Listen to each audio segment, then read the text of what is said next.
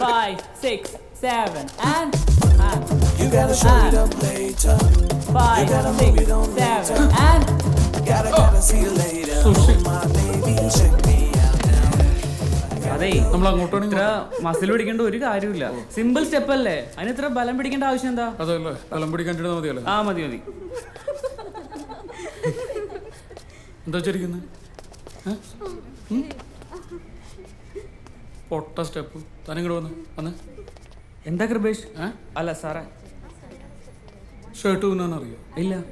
പൊറോട്ട അടിക്കാൻ അറിയോ? ബീഫ് കറി ഉണ്ടാക്കാൻ അറിയോ? അറിയില്ല. ഇതെല്ലാം ഞാൻ വൃത്തിയായിട്ടേ. തനിക്കറിയാവുന്ന കാര്യം എനിക്കറിഞ്ഞൂടാ, എനിക്കറിയാവുന്ന കാര്യം തനിക്കറിഞ്ഞൂടാ. ഇപ്പൊ മനസ്സിലായി സാർ. അപ്പൊ ഇനി ഇവിടെ കിടന്ന് ഓവർ സ്മാർട്ട് ആയി കഴിഞ്ഞു കഴിഞ്ഞാൽ സ്റ്റാർസിനെ റെസ്പെക്ട് ചെയ്യുന്ന നല്ല കൊറിയോഗ്രാഫേഴ്സിനെ ഞാൻ കൊണ്ടുവരും. തന്നെ ഗെറ്റ് ഔട്ട് അടിക്കും. വേണ്ട സാർ, സാർ സാറിന്റെ ഇഷ്ടം പോലെ കളിച്ചു. പ്രകാശ് സാർ. ആ ഞാനിപ്പോ വരാം. ഈസി ആയിട്ടുള്ള കുറച്ച് സ്റ്റെപ്സ് സെറ്റ് ചെയ്ത് വെക്ക്. അങ്ങനെ ആയിക്കോട്ടെ സാർ. ആകെ വിയർത്തല്ലോ. ശീലമായി പോയി സാർ. ഓ സ്ക്രിപ്റ്റ് ആയിട്ട് വന്നായിരിക്കും അല്ലേ? യെസ്, ഡീറ്റെയിൽഡ് ആയിട്ടുണ്ട്. സാർ ഞാൻ ഒരു കാര്യം പറയുന്നത് കൊണ്ടിട്ട് അഹങ്കാരോടൊന്നും വിചാരിക്കരുത്. എന്താ? ഞാൻ ആകെ 6 പടം ചെയ്തിട്ടുള്ളൂ. അതിൽ 4 പടങ്ങൾ 100 ഡേയ്സ് ഓടിയ പടങ്ങളാണ്. ഇപ്പോൾ 2 പടം തിയേറ്ററിലുണ്ട്, ഗംഭീരമായിട്ട് ഓടുന്നുണ്ട്. ദൈവസാഹചന്റെ ഒരു സിനിമയും തുടങ്ങിയിട്ട് നിന്ന് പോയിട്ടില്ല. ഞാൻ പറഞ്ഞു വരുന്ന സാറിന് എന്നെ കൊണ്ട് ഈ സിനിമ കംപ്ലീറ്റ് ചെയ്യാൻ പറ്റുമെന്നുള്ളതല്ലേ?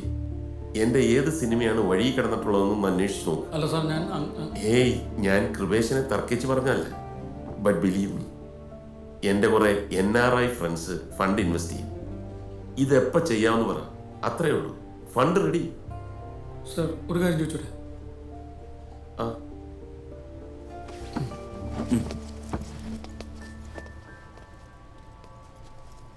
ഇൻവെസ്റ്റേഴ്സ് വരും, ഫണ്ട് റൈസ് ചെയ്യുമെന്ന് കേൾക്കാൻ നല്ല സുഖമുണ്ട്. ഇതുപോലെ നടക്കുമോ? പ്രകാശ് സാറ് സിനിമയെ ഒരുപാട് സ്നേഹിക്കുന്ന ഒരു റിയൽ പ്രൊഡ്യൂസറാണ്. ഇങ്ങനത്തെ ഒരു തകരാൻ പാടില്ല.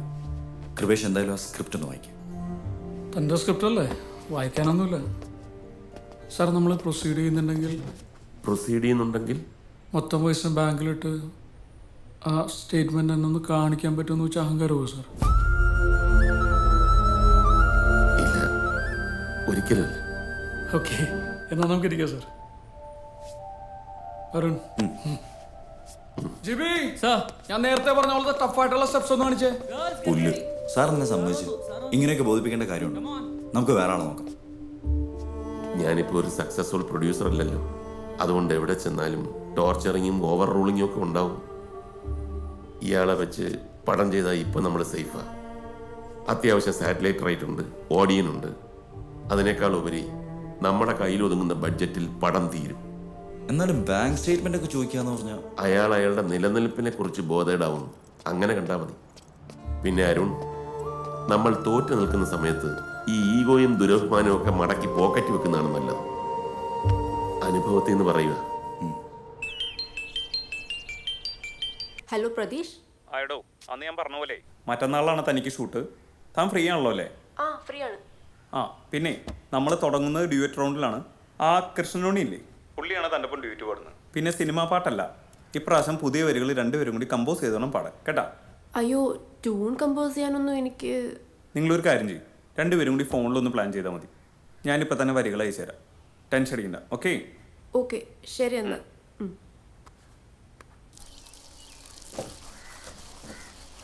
കൃഷ്ണനുണ്ണി, തനിക്കൊരു പഴയ നടൻ മോഹൻകുമാറിനെ അറിയുമോ?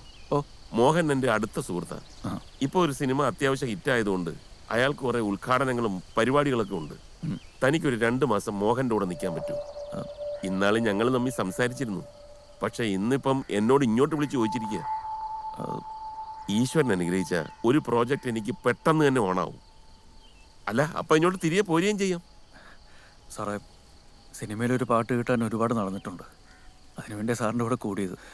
അല്ലാതെ ഞാനിത് തന്നോട് പറയാമല്ലോ, ഈ വണ്ടിയുടെ RC ബുക്ക് പോലും പണയത്തില്ല. 1-2 മാസമായിട്ട് തൻ്റെ ശമ്പളം പോലും മുഴുവനായിട്ട് തന്നിട്ടുമില്ല. അയ്യോ സാറേ, ഞാനതൊന്നും. ഞാൻ പറയട്ടെ, പ്രോജക്റ്റ് നടക്കും. അതിൽ കൃഷ്ണനുണ്ണിക്കൊരു പാട്ടുണ്ട്, പാട്ടുകളുണ്ട്. അതെന്റെ വാക്കാ. തൽക്കാലം ഇപ്പൊ ഞാൻ പറയുന്നത് പോലെ ചെയ്യും. ഓരോ മാറ്റവും ഓരോ അവസരങ്ങളാണ് കൃഷ്ണൻ.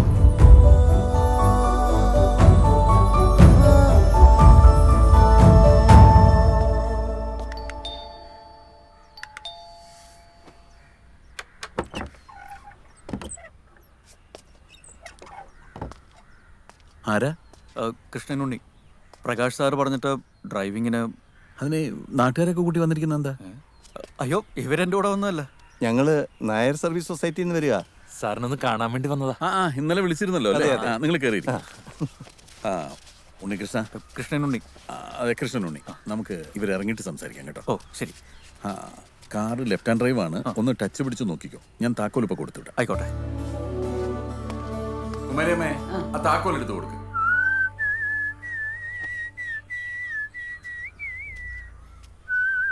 എന്താ നിന്റെ പേര്? കൃഷ്ണനുണ്ണി. നീ ഡ്രൈവറല്ലേ? ആ. പിന്നെന്തിനാ കല്യാണത്തിന് പോണത് പോലെ വന്നിരിക്കുന്നേ? കുറച്ച് നിറം കുറഞ്ഞതൊക്കെ ഇട്ടുകൊണ്ട് വന്നാ മതി കേട്ടാ. പ്രായമായ പെങ്കൊച്ചുള്ള വീടാ ഇത്. ഓ. ഇതേ സാറിന്റെ ഹൃദയമാ, ഹൃദയം. ആയ കാലത്ത് കൂടെ കൂട്ടിയതാ. താക്കോല് രണ്ട് കൈ നീട്ടടാ. അപ്പോ ഞങ്ങൾ വന്ന കാര്യം പറയാം. അടുത്തതിന്റെ പിന്നത്തെ ഞായറാഴ്ച മോഹൻ ഒരു സ്വീകരണം രാമവർമ്മ ക്ലബ്ബിൽ വെച്ച് തരാനായിട്ട് യോഗം തീരുമാനിച്ചിരിക്കുക. അത് വേണോ? അത് വേണം.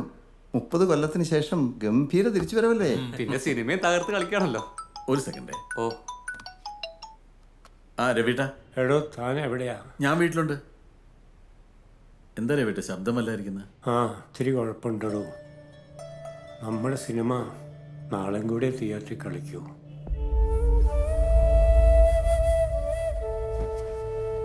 മറ്റന്നാൾ ക്രിസ്മസ് പടങ്ങൾ വരുമ്പോൾ കളിക്കാൻ തിയേറ്ററില്ല അത്രേ. എല്ലാ സെൻറ്റേഴ്സിലും അത്യാവശ്യം കളക്ഷൻ ഉണ്ട്. ഫാമിലി ഓഡിയൻസ് നന്നായി കയറി വരുന്നുണ്ടായിരുന്നു.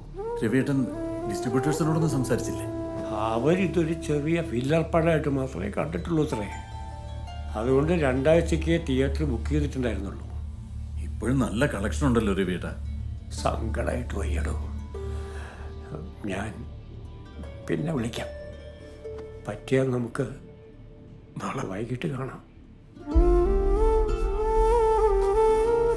അടുത്ത ഞായറാഴ്ച നമ്മൾ പല തിയേറ്ററുകളിലായിട്ട് 1200 ടിക്കറ്റുകൾ ബുക്ക് ചെയ്യുന്നുണ്ട്. ഇതുവരെ കാണാത്ത അംഗങ്ങള് താല്പര്യമുള്ളവർ കണ്ടോട്ടെ. മോഹൻ എന്താ വല്ലാതിരിക്കുന്നത്? ടിക്കറ്റ് എല്ലാം ഞങ്ങൾ പേ ചെയ്തെടുത്തോളാം.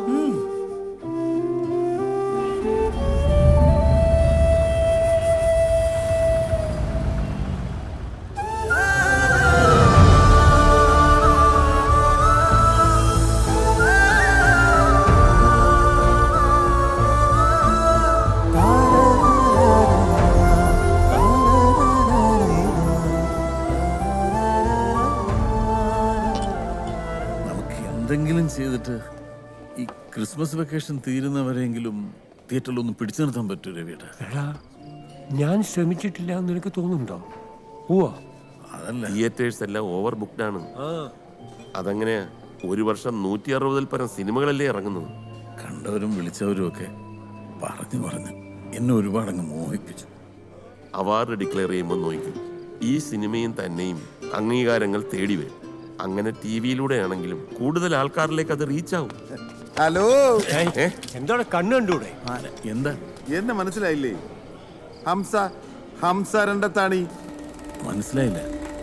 10-35 കൊല്ലം ചുമ്മാ ഒന്ന് പുറകോട്ട് പോയേ. തന്റെ വിളയാട്ടുകാലം മദിരാശിയില് നമ്മുടെ അനിയച്ചാര് ചെയ്യണ കണ്ടൊരു സിനിമ സംവിധാനം ചെയ്യണമെന്നൊരു പൂതി തോന്നി. അങ്ങനെ ആലപ്പി ഷെറീഫിന്റെ നല്ല 1-ാം തരം കഥയും കൊണ്ട് തന്റെ അടുക്കൽ വന്നിട്ടുണ്ട്. ഇപ്പൊ ഓർമ്മയുണ്ടോ? എന്തൊരു ചാടയായിരുന്നു. തമിഴ്, ഹിന്ദി എന്നൊക്കെ പറഞ്ഞു. എന്നിട്ടിപ്പോ എന്തായി? ഞാനേ കഴിഞ്ഞ ദിവസം കാറേ പോകുമ്പോ പോസ്റ്ററിൽ തന്റെ തല എന്താണെന്ന് കണ്ടു കളയാമെന്ന് പറഞ്ഞ് പടം കാണാൻ പോയി. എന്നാ കൊണാപ്പ് പടമാണോ! പൊലിഞ്ഞ കഥയും നാടകക്കാരൻ തോറ്റുപോണ അഭിനയവും. തനിക്ക് കണ്ടിട്ടൊന്നും തോന്നിയില്ലേ? അറിയാൻ മേലാഞ്ഞിട്ട് ചോദിക്കുക. സിനിമ മാറിപ്പോയെന്നും താൻ അറിഞ്ഞില്ലേ? തന്റെയൊക്കെ കാലം കഴിഞ്ഞടോ. വേണ്ട വേണ്ട,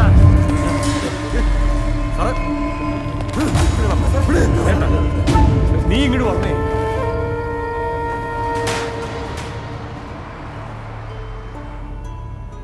ഒരു പരിചയമില്ലാത്തവർ നമ്മളോട് എന്ത് പറഞ്ഞാലും എന്താ സാറ്? വഴിയെ പോകുന്ന വേസ്റ്റൊക്കെ എടുത്ത് തോളത്ത് വെക്കാൻ മനസ്സില്ല എന്ന് നമ്മളങ്ങ് വിചാരിച്ചാൽ പോരെ? നീ കേട്ടോ അയാൾ പറഞ്ഞു? ആരെന്ത് പറഞ്ഞാലും സാറിൻ്റെ ഒരു ക്യാരക്ടർ കളയാൻ പാടുണ്ടോ? സാർ ഉഗ്രൻ നടനല്ലേ? ഉഗ്രൻ നടൻ? ഇത്ര യോഗമില്ലാത്തൊരു നടനുണ്ടോടാ? സാറിനെ പോലെ ജീവിതത്തിൽ വിജയിച്ചവരൊക്കെ ഇങ്ങനെ പറയാൻ തുടങ്ങിയാൽ നമ്മളെപ്പോലുള്ളവരൊക്കെ എന്തു പറയും? ആകാശത്തോളം സ്വപ്നങ്ങൾ ഇതാ ഇപ്പോഴും ദൂരെ ഒരു 0 വോൾട്ട് ബൾബ് പോലെ കത്തിക്കുക നമ്മുടെയൊക്കെ ലൈഫിൽ. നീ വലിയ വർത്താനൊന്നും പറയണ്ട. ഇത്രയും ദിവസമായിട്ടും നീ എൻ്റെ സിനിമ ഉണ്ട്. അല്ല അത് പിന്നെ ഇല്ല ഇല്ല. ഞാൻ കണ്ടോളാം സാറേ. എന്നാ നേരെ തിയേറ്ററിലേക്ക് വിട്ടോ. ഇപ്പോഴോ? ആ ഇപ്പം തന്നെ. എൻ്റെ സിനിമയുടെ അവസാനത്തെ ഷോ ആടാ ഇന്ന്.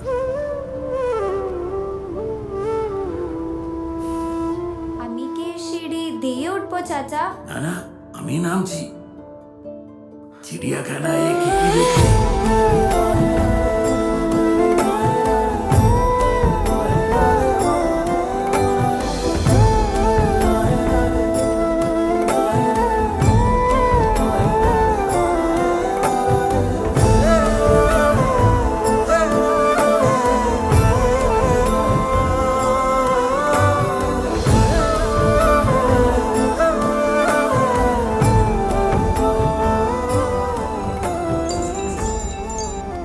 ഹലോ.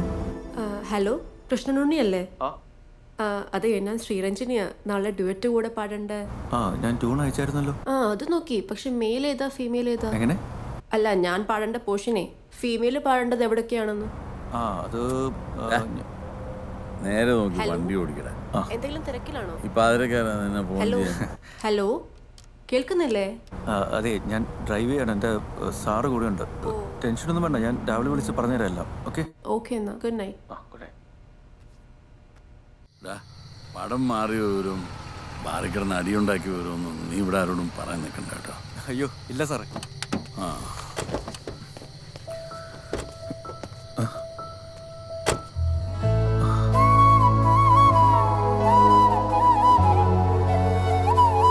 ഹേയ്, ഇതാരാ? എന്താ ഇവിടെ? ഞാൻ പ്രകാശ് സാറ് പറഞ്ഞിട്ട് ഒരു 2 മാസത്തേക്ക് ചുമ്മാ. ഞാൻ പറഞ്ഞിരുന്നില്ലേ ഡ്രൈവറാ. അച്ഛാ, കൃഷ്ണന് റിയാലിറ്റി ഷോയിലുണ്ട്. നാളെ ഞങ്ങൾ ഒരുമിച്ചാ പാട്ട് പാടുന്നത്. അതെ. ഈ ലോകം വളരെ ചെറുതാടോ ശ്രീകൃഷ്ണ. കൃഷ്ണനുണ്ണി. ആ കൃഷ്ണനുണ്ണി. നീ വാ, നമുക്ക് വല്ലതും കഴിക്കാം. അയ്യോ വേണ്ട സാറേ, വീട്ടിലെടുത്ത് വെച്ചിട്ടുണ്ടാവും. Good night. Good night. മോള് വാ. ഡ്രൈവറൊന്നും ഇല്ല കേട്ടോ, വെറുതെ കുറച്ച് ദിവസത്തേക്ക് ഇങ്ങനെ. അത് മനസ്സിലായി. അതിനിപ്പോ എന്താ? ശരി എന്നാ, ഗുഡ് നൈറ്റ്.